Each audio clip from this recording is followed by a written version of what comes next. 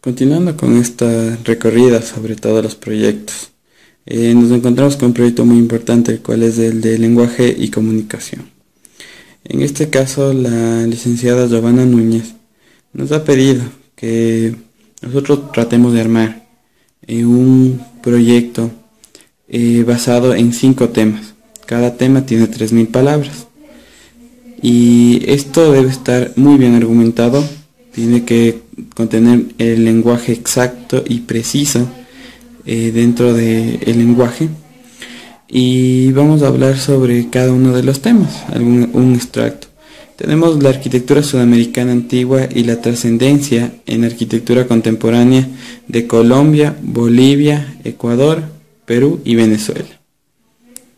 ¿Nosotros qué podemos hablar de esto? Que nos ha tocado revisar muchas veces lo que ha sido la arquitectura antigua. La arquitectura antigua de lo que es Sudamérica se basa mucho en, empezando por lo que es los incas y continuando por las diferentes culturas hasta llegar a la colonia. Después de la colonia, nosotros podemos evidenciar que ha venido un proceso de evolución hasta lo que es la arquitectura de hoy en día, que ya tiene cambios significativos. Bueno, en todas las eras han tenido cambios significativos. Los incas eran muy rústicos. En la época de la colonia ya se venía tecnificando algún tipo de cosa. Y en lo que es la actualidad nosotros podemos encontrar muchos tipos de casas. Y por lo tanto es un tema muy interesante para hablar. Tenemos luego la arquitectura egipcia, romana y griega antigua y su relación con la arquitectura verde ecológica contemporánea. Bien, los padres de las mejores arquitecturas del mundo han sido siempre los egipcios, los romanos y los griegos. Se sabe que han sido de los primeros fortines y casas tecnificadas que fueron hechas en este tiempo. ¿Qué relaciones podemos encontrar con la arquitectura verde? Que ellos trataban de hacer espacios amplios y en la cual lo que es la naturaleza sobresalga. Es por eso que ellos tenían mucho lo que es y combinaban en las paredes a cierto tipo de plantas. Les gustaba mucho adornar con lo que es flores y tener amplios jardines. Y hoy en día la arquitectura verde ecológica podemos encontrar maravillas. Podemos encontrar desde un jardín perfecto, lleno de flores, lleno de muchas especies de flora y hasta un poco de fauna. Y podemos encontrar no solo en el suelo, podemos encontrar hasta los dichosos jardines aéreos, que son hoy de las tendencias que hay en la moda de la arquitectura. Tenemos de ahí la arquitectura de Mesoamérica y la relación existente con el diseño básico enfocado en la formación de arquitectos.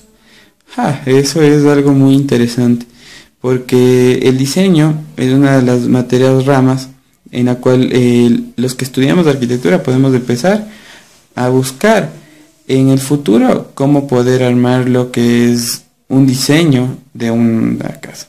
Es un tema muy importante y muy interesante, y Mesoamérica justamente nos invita a eso.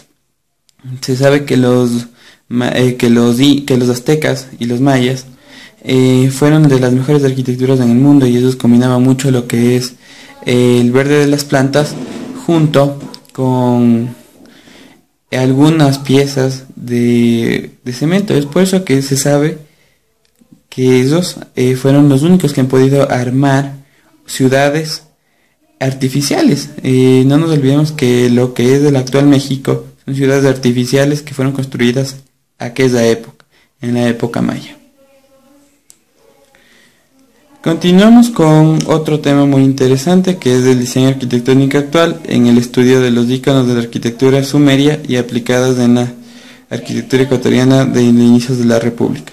Bien, esto es un tema que tiene mucho análisis, porque se sabe que los sumerios fueron los que crearon los primeros fortines, edificios gigantes y de forma perfecta, y esos trataban de darle mucho espacio a sus construcciones. Bueno, también la tecnología no les ha acompañado para que ellos puedan empezar a tratar de economizar espacios y ese tipo de cosas.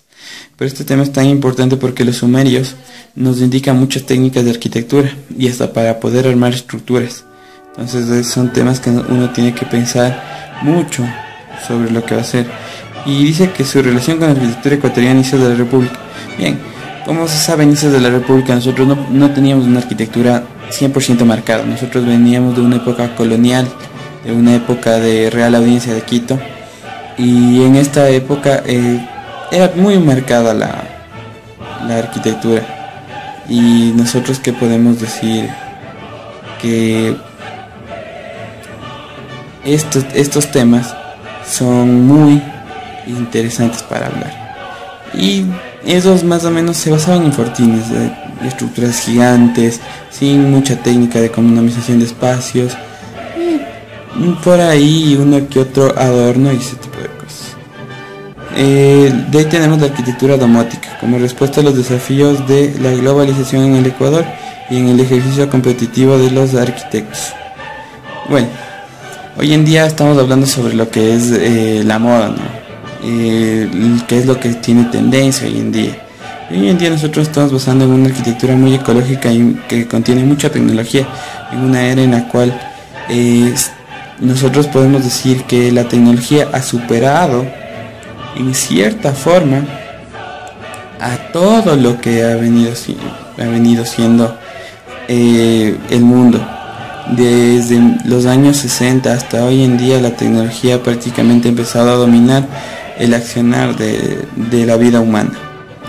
¿Y qué es la arquitectura domótica? La arquitectura domótica es una arquitectura que contiene muchos puntos de tecnológicos, como la alarma, como esas rejas que son eléctricas para los robos.